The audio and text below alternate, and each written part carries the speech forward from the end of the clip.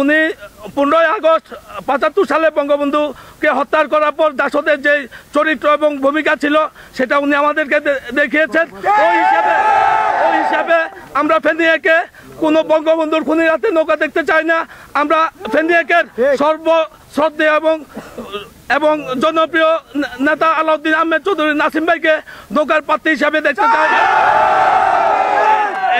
এখানে আমরা নৌকা মার্কার ফাটতে চাই। নৌকার জাসদের যে নেত্রীকে এখানে মনোনয়ন দেওয়া হয়েছিল গত 5 বছরে, তাকে আমরা একদিনের জন্য পাই নাই। আওয়ামী লীগের সাথে তার কোনো যোগাযোগ ছিল না, সেই কারণে তাদের কোনো ভোট নাই। এখানে যারা জোটে আছে ভোটে নাই তাদেরকে আমাদের দরকার নাই। তাই আমরা বলতে চাই, আমরা নিয়মতান্ত্রিকভাবে আন্দোলন করছি। মাননীয় প্রধানমন্ত্রীর দৃষ্টি আকর্ষণ করে বলবো,